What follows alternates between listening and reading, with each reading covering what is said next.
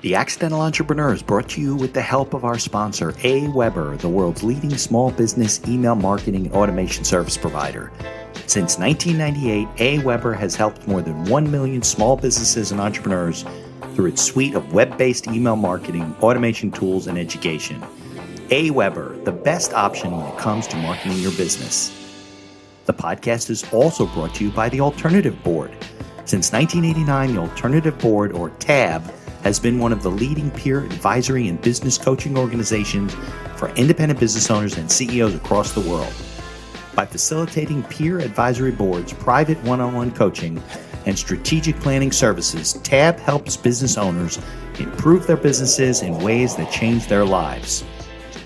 And be sure to connect with our affiliate sponsor, GSM Growth Agency. They're boosting e-commerce businesses to 6 and 7 figures in revenue and cover everything from ads and social media influencers to making your website better. GSM Growth Agency focuses on taking businesses from startup success to bigger success, going above and beyond to make sure growth sticks around. They're all about cool ideas, lasting partnerships, and making your mark in the e-commerce world.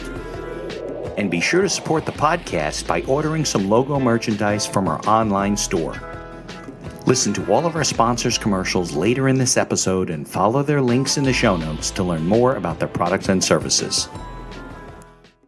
Are you familiar with the Japanese philosophy of ikigai? No. And it's like a Venn diagram with multiple circles, but it's around, what you're skilled at, what you enjoy doing, what you can get paid to do. And there's others. Those are the 3 most important, I think. So like finding what that mix is. And so this is your business, but much like I have, I say, I don't like to do things that don't bring me personal joy or value. And I will either say, no, I delegate or I outsource. And think about it, even as a business owner, like there's some things you're not good at. And this is where I find, and I've done a lot of like coaching with like startup founders, like they feel in large part because they don't have tons of capital that they have to do it all. Well, no, like you're going to fail if you do that. And there's whole systems. And this is why like the likes of Fiverr and Upwork, where you can do things for cheap, like with people who love doing those things, like figure what that is. But you need to be really reflective and honest with yourself, or find people who are going to be radically candid with you and tell you the truth, to figure out which of those things you do and which you find others to help you with and where you need to improve. All right. Welcome back, everybody, to another show. I am talking to Victoria today about, well, she's a powerhouse. We're going to talk about, her branding and everything that she does, motivational speaking. She's a corporate executive. I love shows like that. And hopefully we can keep her attention. I know she told me that she flew in really early in the morning this morning from New York, but she's giving us her time. So I appreciate that, Victoria. If you are listening on your favorite audio directory, Apple, Spotify, Google, whatever, Amazon, leave us a 5-star review whenever you can. If you're watching us on YouTube, like the channel, subscribe, so we can keep connecting with guests like Victoria and others. And let's get on with today's show. The information provided in these episodes is for entertainment purposes only. It is not a guarantee of success or to be construed as advice of any kind. You should always seek advice from local licensed professionals before making any decisions. The dictionary defines an entrepreneur as a person who organizes and manages any enterprise, especially a business, usually with considerable initiative and risk. People often start a business without much choice, perhaps due to a job loss or just being dissatisfied at work, and they come up with an idea they just know can be successful. They become entrepreneurs by accident. That is to say, their success or failure happens by accident, not with intention. My name is Mitch Beinhaker. I'm a corporate attorney and a business advisor. You're listening to The Accidental Entrepreneur, my podcast about how to achieve success on purpose, not by accident. Join me along with our monthly guests, where we share our knowledge and help you get a hold of your business. And now on to today's episode. Hi, I'm Victoria Pelletier. I'm a C-suite executive, a board director, multi-time author, #1 bestseller status, public speaker, a wife, mom, fitness fanatic, multi-potentialite with a ton of diverse interests, and foodie and wine lover. All right, Victoria, you can hear me well? I can. Okay, good. If you can't, tell me. Thanks for joining me. I know we connected through Podmatch, which was my mistake finding your bio, so I apologize for that. And I find a lot of really cool people on Podmatch. But I read, usually I'm looking for entrepreneurs and they're just doing the entrepreneurial thing and whatever. And I read your bio and you have a really interesting background. You also seem to have a lot of energy, motivation, you're branding yourself. And I think a lot of people miss that. But, like what their opportunity is to brand themselves when it comes to promotion and business and whatever. But maybe we go back and talk about, where you're from, what your background is in business and corporate, how you got into corporate, and then I'll let you take it from there. Sound good? Yeah, sure. I'd love to. All right, let's hear about it. I'll try not to make this a 2-hour episode by going too far back or too many details, Mitch. But your listeners might hear a slight bit of an accent. I do originally hail from Canada, so only when I say the words out and about will it be the telltale sign. So born and raised there, and the journey that I'm in is very, very you talk about intention, and I use a phrase all the time, strategic intentionality. Right. So my strategic intentionality from childhood was to be like Mitch and be a lawyer. Oh, there you go. However, I started working at age 11. I come from extremely modest, socioeconomic positions. My adoptive family was not very well off. I never had to worry about food or clothing, but that was it. So I started working for anything extra. That was in Canada? And by 14, I'd already be in Canada. I don't know if that's a violation of child labor laws, but 11 in the United States, a little young. I don't know if I think it's now 14 or I think it's 14 to now because I was, so I worked at 11 in a hair salon doing everything except the actual styling. And then at 14, my first leadership role, I was working in a shoe store while I was in high school, and I got promoted to be the assistant manager. So here I was at 14 with leading people who were 20 or 30 years my senior. I graduated. Yeah, I know. So that was my first. That's either a terrible store or that's a testament to you. So, I think it's because I was a great salesperson, and that's a mistake many people make in business. You promote your top performer into leadership doesn't necessarily equate. It usually is not the case, and then you lose your best salesperson. That's a combination of two problems. Yeah. Good point. Okay. So I went off. I graduated early, so I went off to at 16. I went off to university with plans on, as I said, being a lawyer. Okay. But I then moved, and I was working for a bank in their contact center. Okay. Much more flexible, working around my school schedule. And this is all in Canada. It's all in Canada. All in Canada. Okay. All in Canada. I was relocated to the U.S. in 2006 for the first time. So until up until my 20s, I was in Canada in a few different cities. And yes, I work for a bank and running operations. I'm a voracious learner. I want to challenge the status quo. So I took about every additional course, even though I was in university at the time. I got my securities license and ended up leading the last role I held in banking was running a discount brokerage contact center operation for them. Okay. And then they relocated me across the country to, do this work. And I thought, I guess I'm going to take a year off before I go to law school. And if I love Toronto, I got moved from Western Canada across to Toronto. Then I said, I'll go to school there.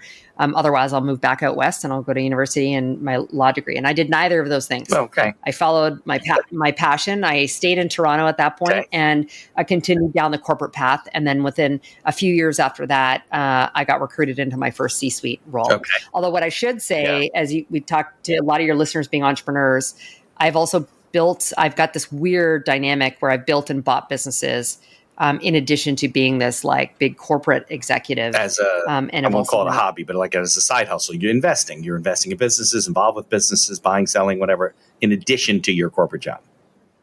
Yeah. I mean, when there's 24 hours in a day, why waste some of them sleeping? Things like that. That's right. Okay. So let me ask you this question, because I'm jumping ahead a little bit, but why do you think, right? You're a young person. There's a lot of people that are young and they're ambitious, whatever. So why do you think you were able to push the curve so, quickly along the corporate route? It's not easy to do. And you're a woman too. I don't know what it's like in Canada, but women are constantly being, overlooked and mistreated in the corporate world. So why, looking back, why do you think? So I had some pretty significant like trauma and adversity in my earlier years before I was adopted. Okay. So I think a combination like that. Now, so I'm extremely resilient. Yeah. I sign a lot of my social media posts, and the first book I wrote that one was a co-authored book, is entitled Unstoppable. Okay. And I think you can develop resilience. It's like a muscle, but I also think there's an element of it that's in your DNA. Okay. Fight or flight. Right. I'm a fighter. Yeah. Some people And so I don't. had the need and the circumstances to fight as a child, but also other things. I mean, some small things you might laugh at, but I'm 5'8", and I hit my height by the time I was 10 or 11. So I was always the kid in the school photos that was the middle. Sure. I was always the middle back. Yeah. I remember being in grade 4 and I was taller than my teacher. So I've got this, I've always had this big person complex, even though I didn't grow any taller than that. I developed in all facets quite early. So actually people always thought I was older. And when I got into my first executive role at 24, I remember lying about my age in the opposite direction. Like, what woman in particular does that? Right. Yeah. And so I think I came with confidence. I'm not a fan of fake it till you make it. However, with confidence, that was the one area I've always believed in, because confidence in most people's minds equates to competence. So I showed up confidently. 100%. I started working so young that I had a lot of experience. And I was the unstoppable nature for me is once I set my mind on a goal or objective, nothing is stopping me from Right. It's not like it's just when, it's not if, it's just how. It's not if. Exactly. Right? Yeah. No, those are great answers. I think that confidence definitely comes with competence. I think that people like and are attracted to confident people. Obviously, I mean, that's kind of an obvious statement, right? But I think a lot of younger people, and maybe it is because of the adversity you faced, whatever, and it made you a more resilient, a stronger constitution or whatever. I think a lot of our young people don't have that these days. They're early 20s, and they're just getting started. Like they're just kind of seeing the world and coming out of their shell. And I get, good answer. I mean, you got to experience it earlier than most people, I guess. Somebody else told me that recently too. I said, how do you travel the world and do all this stuff? She goes, well, first of all, I'm 6 foot. And I was like, okay, well, that would do a lot. Nobody's going to mess with you when you travel alone around and you're taller. But I mean, look, everything is perception, right? In terms of how you perceive things. Okay. So I'm sorry to interrupt you. But that was a good question I wanted to ask you. Okay, so where were we at this point? So I went into I'm a big believer in taking calculated risks, and so I was then working for almost 6 years in banking, which in Canada there's only 5 big Canadian banks, and they're some of the largest employers in the country. Okay, and I made a decision. I got recruited to go and be the chief operating officer for a contact center outsourcing organization at age 24. Which, explain what that is. And I was a brand. Chief operating officer, or what the? The world of BPO, business process outsourcing. Okay. Companies look to outsource pieces of their business because it's not their superpower, core competency, and to save money. Yeah. And so think of customer service, technical support, help desk, and way back when it was allowed, telemarketing. So I was running and some data entry, back office stuff. And it was a stretch role for me. And I think the company recruited me because they had banking clients, and I'd worked at 2 of the big banks. And I had significant contact center experience running very, very large scale operations. So I stepped into that role. And it was a massive stretch role for me and a huge risk. I was leaving a safe environment. Now we know there's no safety necessarily in or security in business.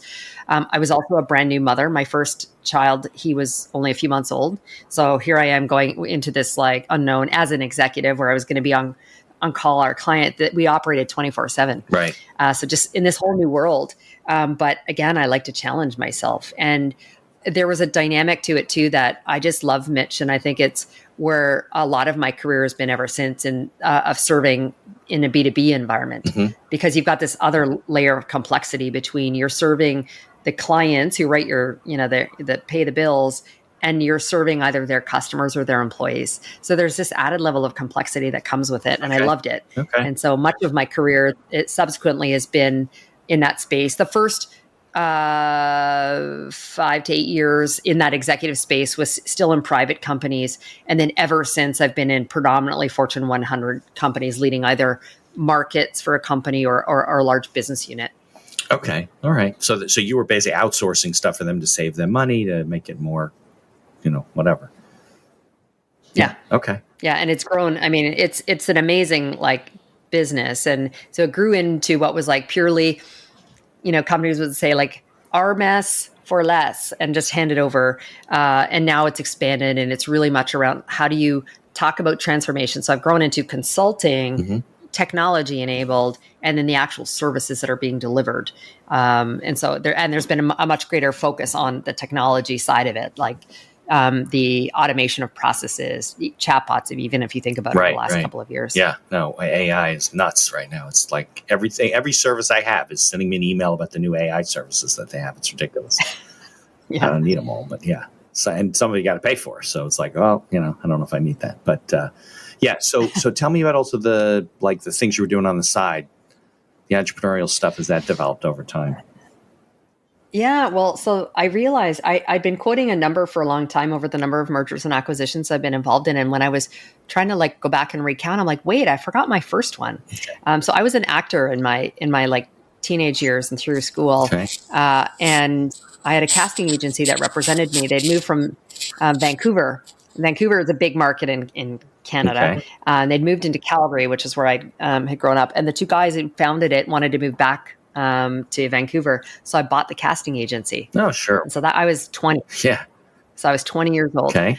So that was my first one. I then followed passions. I built a natural bath and body works business because I enjoyed it. Okay. And you can't make a single bar of soap. You need to make 10 at a time, like a loaf. And so it started with too much product that I gave away as gifts and everyone loved. And I turned it into a business and I sold it years later. Okay. And then opportunistically, I've seen things come along. So in 2017, I bought a data and analytics company. Okay. And ended up running it as its CEO, only because I was in talks with a couple of other companies to go in and be executives there, and they took a while. So I'm like, well, I'm going to run it for now. Wow. And so that's always been, I've got this very entrepreneurial spirit, and quite frankly, even within the large corporations, I've built whole new business units within some of these large corporations. Yeah.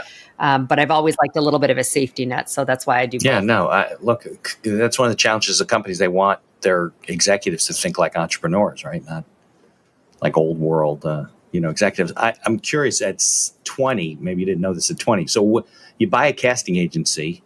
I'm not sure how you did it, but what are you buying? Like what? You're not you're buying the talent, the contracts with the talent.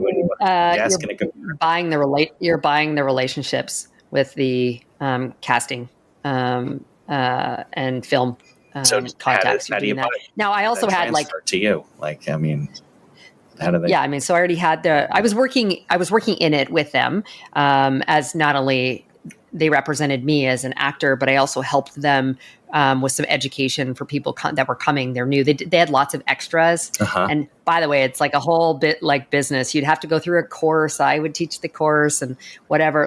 There's things you need to know for sure. And you need your headshots and whatever. So there's some money coming in the door. Can't guarantee you're going to get cast, right. But the one of the guys who I bought it from, his sister was a massive producer in all across Canada. So I maintained the relationships. I also had a very solid book of people to represent as well. Okay. So you're buying the goodwill. Yeah. That's it. There's no assets. Right. I mean, there's no hard assets, right?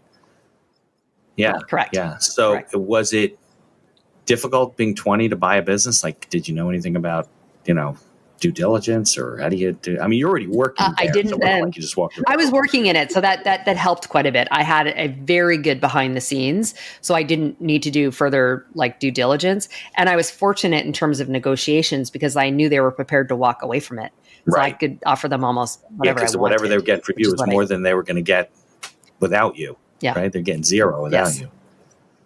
Yeah. Now I've been a part of probably around 40 merger and acquisition or related transactions since. 20 have been either ones I've personally done or for the companies I've worked for. Okay. And then the others have been in the support of other clients in which I've supported them with their integration activities, helping them with their restructure, et cetera. Got it. So what would you say are not one, but some of the more challenging aspects of, growth and scale and acquisition? I mean, if you're helping these clients, you must see it all the time.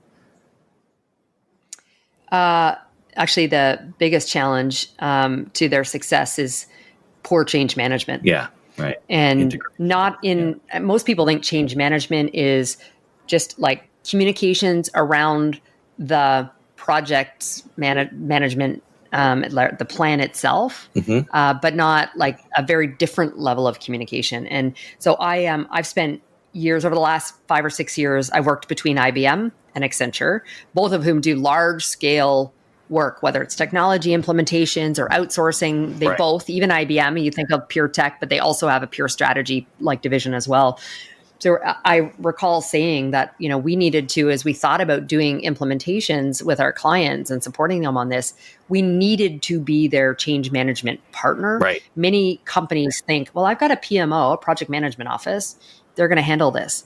But it's like, have you ever handled like some kind of transformation this large before? Right. No, you probably haven't. So you actually want to supplement your team with. Otherwise, I would generally have to increase the cost of doing business because there's contingency and there's risk associated with it. Otherwise, that can lessen if we were bringing that people in. And the other thing is that like the change needs to be led very much from the top. I think they make the decision, they sign off on, the check for, whatever it's being implemented or whatever change it is. Right. And then they kind of step away and leave it. Yeah. But for some of these larger scale transformation, they need to be seen leading consistently from the front. They need to be there engaged and having, to the extent that they can, transparent communications with the staff, because employees are worried about what does this mean for me? Am I going to lose my job? Like, how's this changing the way I work today? So those are things that need to be very much intentionally planned for and thoughtfully, with transparency, empathy, and authenticity communicated. Yeah, no, there's no question about it. I mean, that's where leadership comes into these whole things. That's why so many of these things fail. It's like clash of two cultures, like slamming together. And you got all these personalities that you don't think about who are, like you said, they're real people. They got real lives. They're worried about the things they normally worry about. And now they're worried about more because they're like, well, am I going to keep my job? Am I going to like my job? Who am I going to work with? Who's this woman, Victoria? And who's this guy, Bob? And I don't work with them. And, they got all these reasons, which is what our minds do. It like sabotages us. So I think especially small business owners, talk about smaller acquisitions. They don't really think like leadership applies. I think we talked about this off the mic when we first met, that leadership applies like to small businesses and to small groups of people. It's probably more important, right? Because people can leave. They can just, screw this, whatever. So yeah, I think that's really good. What is it? Because I know you said you do a lot of speaking. What are the topics that you're speaking on in terms of their motivational stuff? What are you doing? Around 5 or 6 that I do. Okay. And so one of them is on resilience. Okay, very good. One is on personal branding. Yeah. And networking. One is around diversity, equity, and inclusion. I've been leading the teams like that for many, many years. I do one around the future of work, although I've changed the title because I actually talk about the future's here now. So how do we need to be leading very differently in business? Yeah. And then I have one that is the more inspirational one where I talk through a little bit of my personal origin story and the adversity I had to overcome, combined with a career and life lessons with some actionable things they can take away from it. So that's the one I'm probably asked to deliver it almost the most. Yeah. In fact, we've now hit International Women's Month with International Women's Day next week. And that's one of the busiest times of the year for me to go out and deliver that talk in particular. Right. Well, I think people, they get motivated when they hear about, what things, because then it puts their life in perspective. Sometimes they're like, oh, I didn't have it so bad. What am I complaining about? I should be able to overcome this or that, that type of thing. Yeah. But, it's funny. A lot of the people that I deal with, and they speak. A lot of the stuff you're mentioning, do you think resilience was like a big term like before the pandemic? I mean, clearly is now because the whole world shut down. Some people just fell apart. Other people were resilient. But were you speaking about it before then? I was. Yeah, I was. But I agree with you, Mitch. I think the pendulum swung much more so post-pandemic. right. Because we're also having more open conversations around mental health and well-being and burnout and all these things. So now that's created much more of a comfort around having the conversation. Yeah. Why don't we do this? Let's take a few-minute break for commercials, sponsors. And then we'll come back. And I do want to talk more about what you said with regard to future of work. And because I think that creates a lot of stress. It did change in such a short period of time. It should have taken 15 years to happen what happened in 18 months. And I think it scared a lot of people. And I think a lot of them don't know. And we could talk about the younger generation. I'm really worried. I have a kid who's 23 years old and works from his bed in his house because he's a tech kid.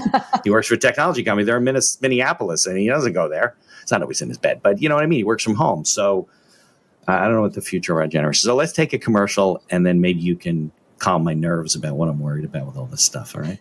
Here's a word from our sponsors. Looking to market and grow your business? Or perhaps you're just getting started and want to hit the ground running? AWeber is the best choice for online email marketing and automation of your business.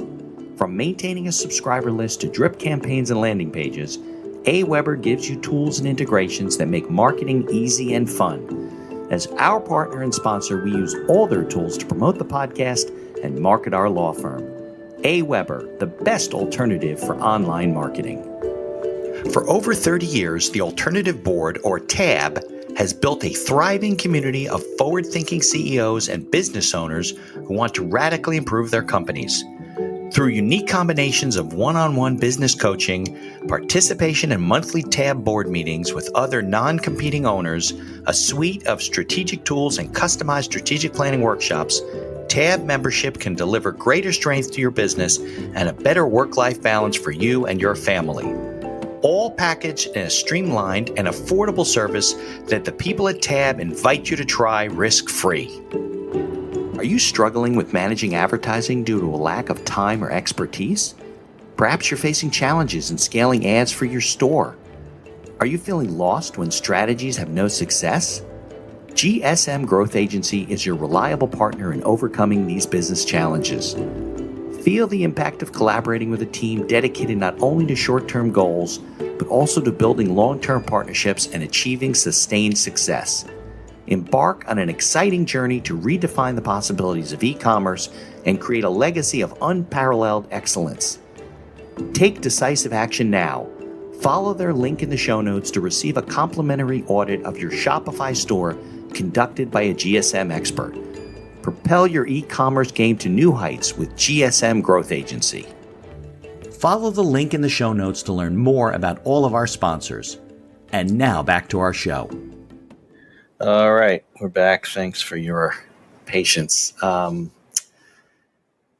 were we talking about? Yeah. Oh, my concern about my kids. Future of work. Yeah. So So I'll let you comment. I won't even say anything. You comment on it.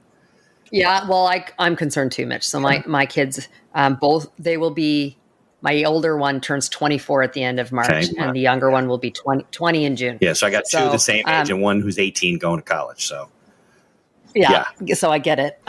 So when we talk about the new ways of working, because the future has hit us hard, now it means a multitude of things. So let's start with where people work. Yeah. We're now having to adjust to the fact that people want to continue remote or at least have hybrid options, I think, going forward. At least the healthy part of it, I think, is hybrid, right? I think healthy is hybrid. And so I'm really disappointed when I see, and the industry leading it is financial services, who are demanding that people are back in the office. And I'm not talking about the tellers at the physical branches who need to be there. I'm talking about the technologists or other people who are engaging predominantly through email, Zoom calls, et cetera. Right. So for me, I'm disappointed by those that are forcing a really aggressive return to the physical workspace. because I do think hybrid is the way to go. I'm also not a fan of full remote, which can be, again, some roles. There's exceptions, some roles, because I think the relationships that get built, the networks that we build that help our careers, and particularly for the young people, is important to do that in person. Yeah, the collaboration and creativity and innovation happens when we're together. Right. It was a lot of that. I think it was both the New York, New Jersey governor that went to the big financial companies here and said, "Hey, you got to get people coming back to work. We need people to pay for parking and use the transit authority and, get sandwiches at lunchtime and go for drinks." The whole economy is collapsing. We rely on all that stuff. But I also think that, if you're like our kids, 23, 24, you're out of school for a couple of years, you're working, that's how you socialize. You go to work, right? You grab coffee with somebody, you get drinks after work with your friends, people that you meet, and that's how you do it. So he's very good about it. He's got to get out to the gym and he goes and sees his friends, but he has to do it.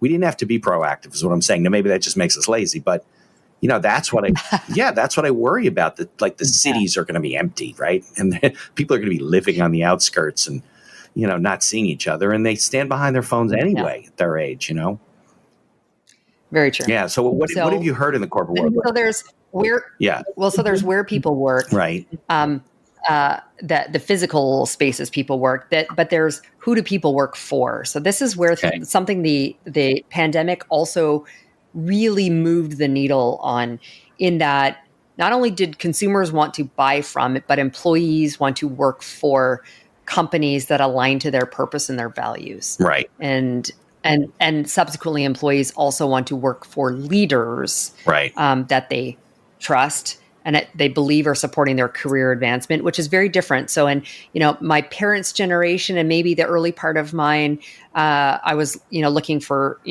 stability and from a work perspective meant one thing. And this newer generation, the way they look at, are you creating stability for me, is by investing in my skills. Right. And so that moves sort of, actually, before I move to kind of skills, so who do we work for? The other thing is the leaders themselves.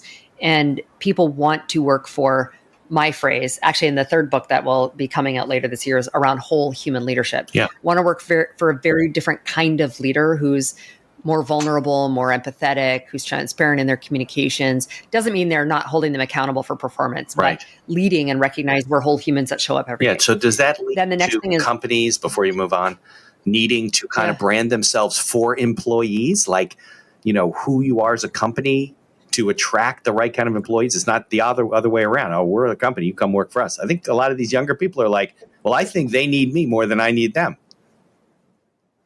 Yeah, that's a generational thing. I'm just saying that's what they do. Yeah, no, but there is some truth in what you're saying, Mitch. And so there is actually a whole effort. You'll hear a lot about employee branding. And so I spent a lot of time with chief human resource or chief people officers talking about the challenge in finding talent. And I said, this isn't an HR problem alone to solve. I said, you need to be working with marketing to build, much like you're trying to attract customers, you need to do that for your employees. And it's more. And so, so there's a lot of work that needs to be done around that. I will say something on the generational piece. And this is also where it's really tough for leaders. One, our children's generation are going to be the first en masse that don't do as well as their parents. Right. And a lot of that has to do with, let's talk about resilience again. I mean, these are the kids that all got ribbons and medals just for showing up, and they have expectations that they're going to rise. And I've been here. I'm like, no, you actually really do. You have to have skill. Right. And I say you also need potential. So that also comes with attitude, but you actually have to have experience. You have to have some diversity, to be able, and by diversity, I mean, that's not all, I'm not even talking lived experience that needs to come to the table. Right. And so there's some expectation setting, that as leaders, we need to do with the different generations, but still keeping them motivated. Right. Yeah, so that in itself, again, I think you can't skip. They want to be, top. Exactly. They want. Well, why can't I be level 14? Well, because you haven't been here for 14 years. And what are you talking about?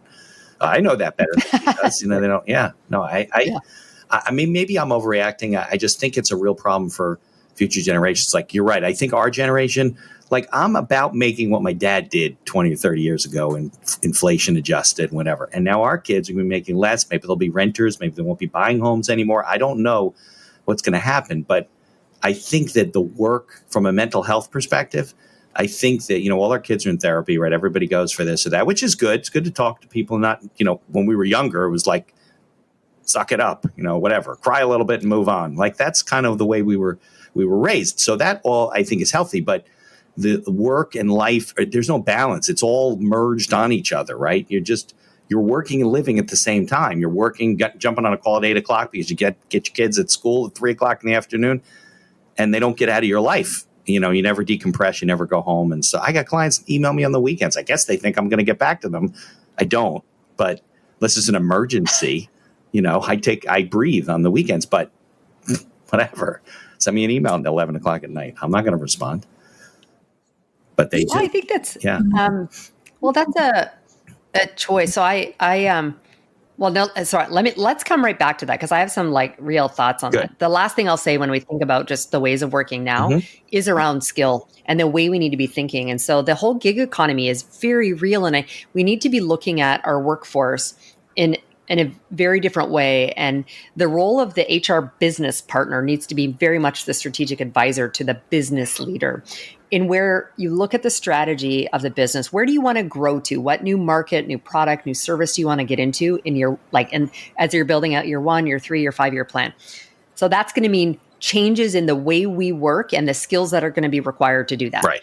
And so then you need to do this assessment of your workforce, and then figure out, how are you going to build towards that skill? Are you going to be able to buy it? Maybe it doesn't exist or in enough quantity. You talked about AI, it's everywhere. Yeah. So are you going to buy the talent? Are you going to try and build it? So, training people from within.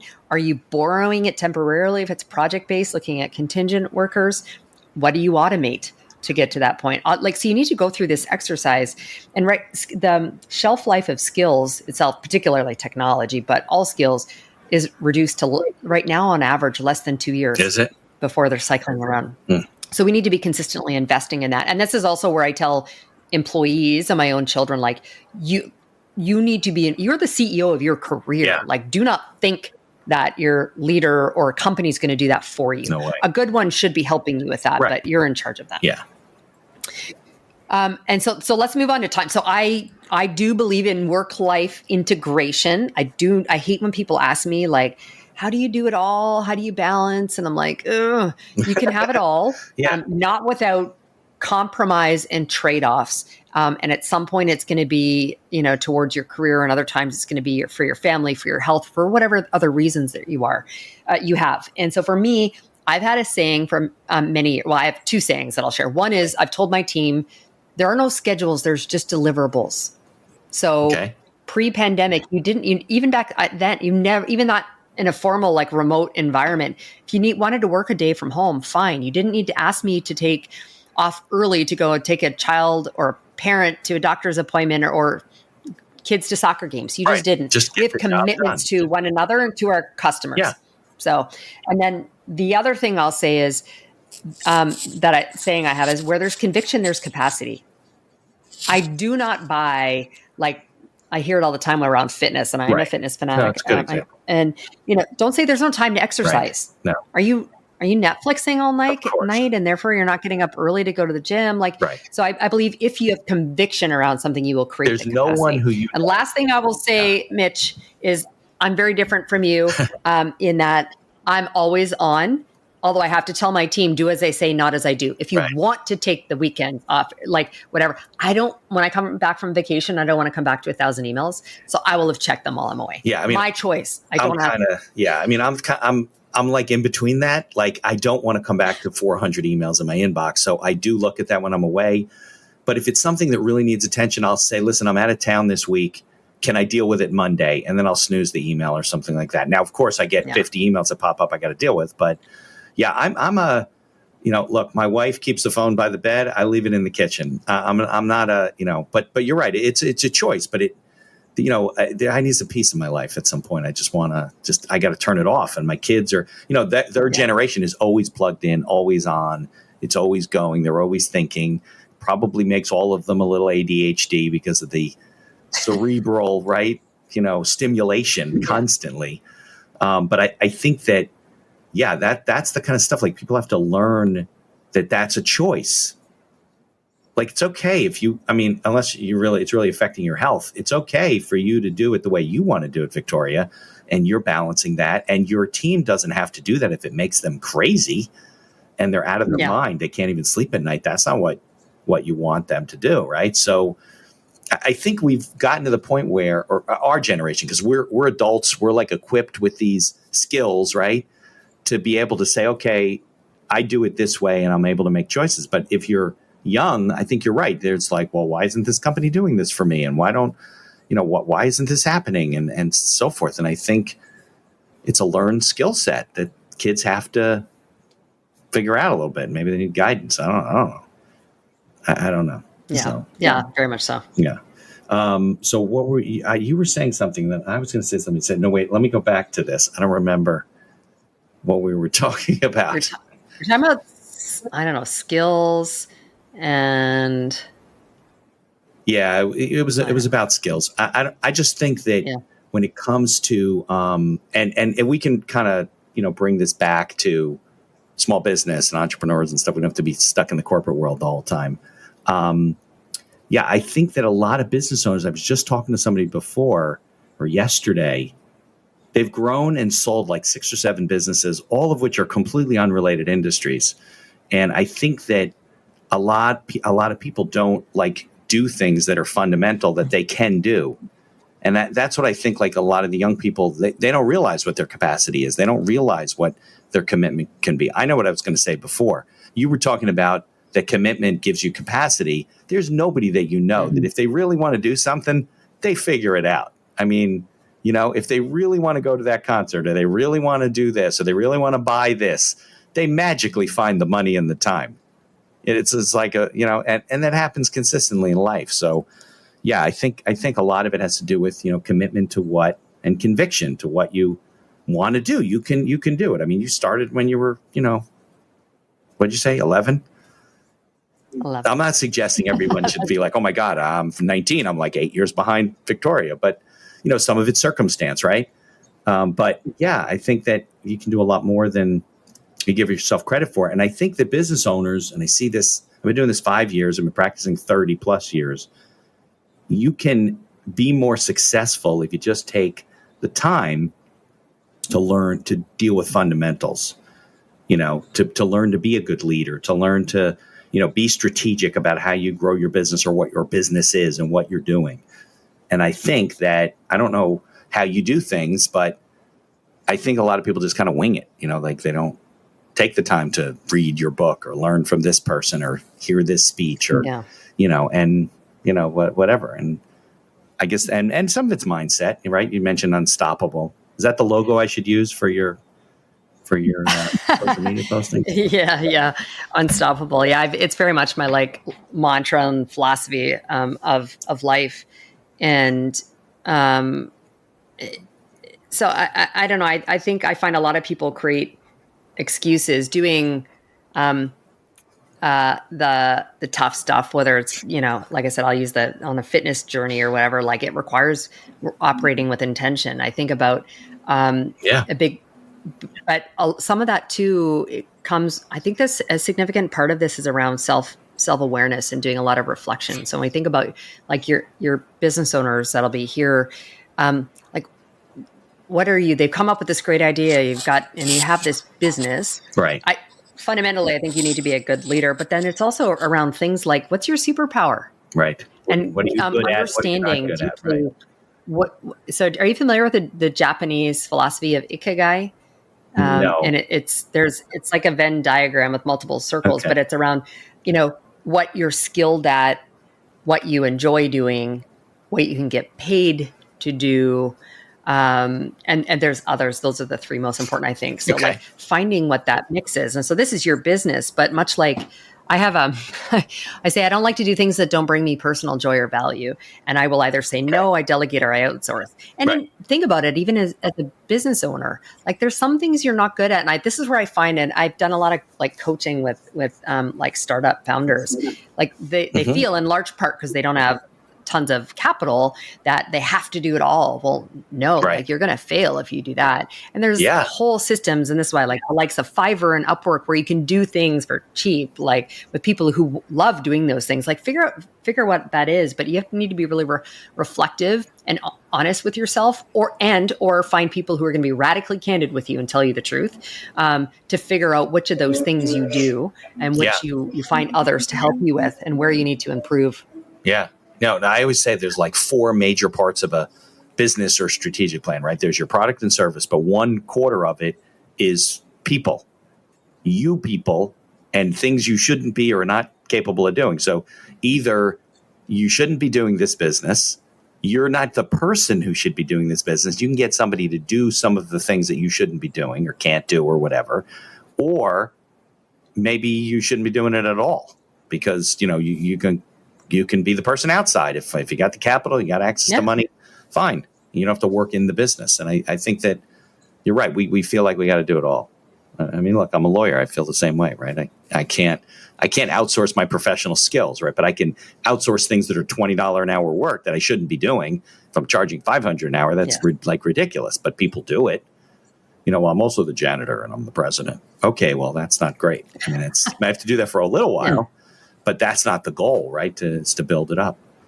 Yeah. So you mentioned before about selling, exiting businesses. So when you get involved in like small businesses, or you make a purchase or you start a business, do you have that in mind? Like, okay, I'm going to do this, but where does it take me? To like, is there going to be an exit strategy or anything, or you don't really think about that till later on? Oh, I often do. So I didn't when I bought the casting agency initially. Okay. But again, 20 years old, it was my first, foray into entrepreneurship. When I built the second business, it was out of passion, and then it grew. And at one point, it got to a point where it was profitable, but not the amount of effort was pretty great. And I was fairly senior and doing a significant amount of travel. So I exited that business. Okay. When I bought the data and analytics technology company, I very much approached it with that in mind. But that was the last of the acquisitions I personally have done.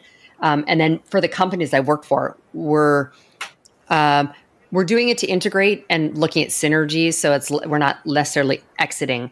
But for the startups that I'm, working with, and I've sat on the board of a fintech. I really shaped its strategy initially for the last 6 years, and that has very much been. We actually should have exited already, to be honest.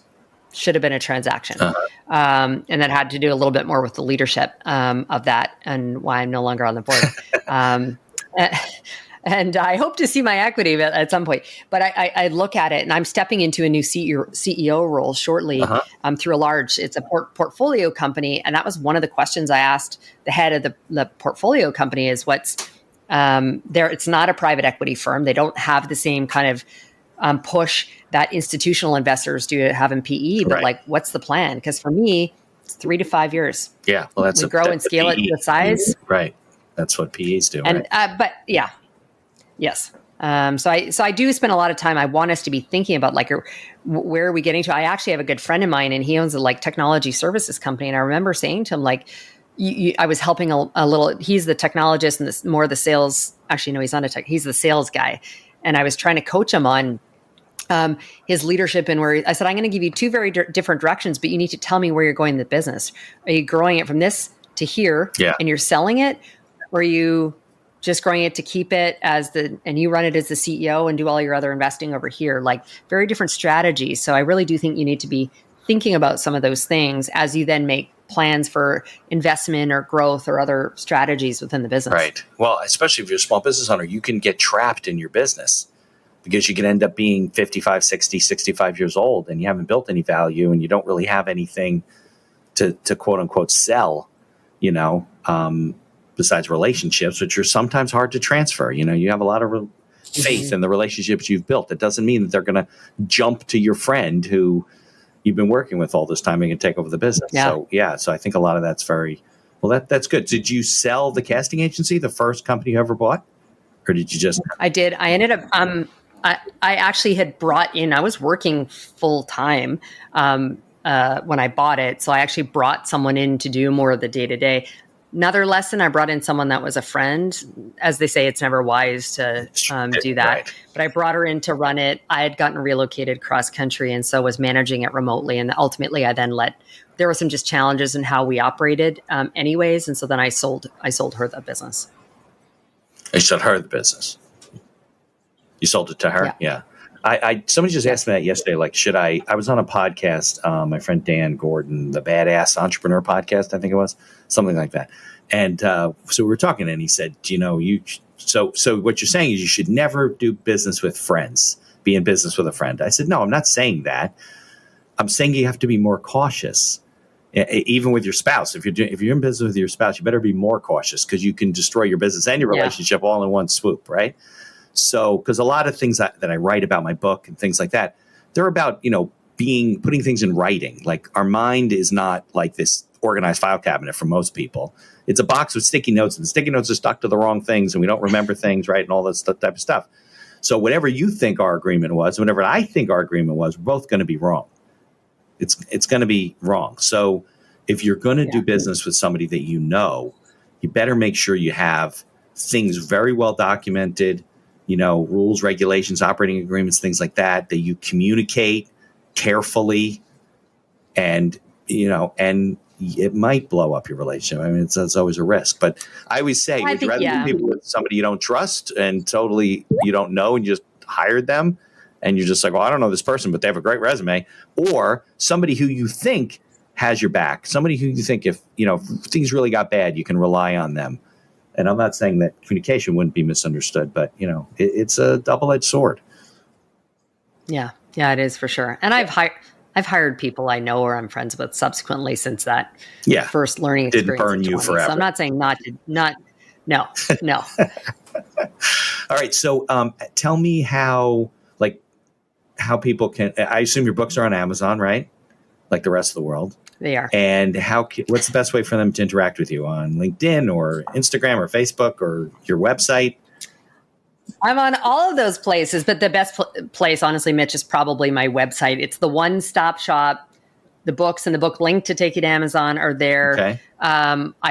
I publish some of the podcasts I'm on there, some of the content that I write, my keynote speeches, but it also will allow people just to click the button to connect with me on whatever their preferred social media platform is. Except, as my younger one tells me that I'm so old because I'm still on Facebook, I'm not on Snapchat and I'm not on TikTok, but you can find me on all the other almost all the other ones. On those. I've been toying with TikTok. I'm not sure what I'm going to do, but definitely not Snapchat. Yeah. All right. So we'll put all those. Get some good filters, but I'm not playing on there. All right. So we'll put all those links in the show notes. And as tired as I'm sure that you are, I appreciate you coming on with me and talking and sharing. All this stuff's really important. And I think that people, if they keep talking about it, I think that it, will make for a better tomorrow. If we just kind of go with the flow and let all the kids work from home for the next 20 or 30 years, I think we're going to be in a lot of trouble. So I appreciate it. I really do. Thanks for having me. Thank you for listening to this episode of The Accidental Entrepreneur. Opening and closing music written and performed by Howie Moskovich and made to order music. For information about Howie and his music services, please follow the link in our show notes. If you like the podcast, please tell others about us. You can find us on Apple Podcasts, on Amazon Music, Spotify, Google Podcasts, and most of the other podcast directories. If you like what you hear, please leave us a 5-star review and feel free to share our episodes on social media. If you have any questions or comments, ideas for the show, or you'd even like to appear as a guest, reach out to us by email at info@beinhakerlaw.com. The Accidental Entrepreneur is hosted by Mitch Beinhaker and produced by Beinhaker Law. If you'd like to learn more about our business and legal services, you can find us on social media or visit our website at beinhakerlaw.com. Thanks for listening, and be sure to subscribe to our feed to be notified of all future episodes.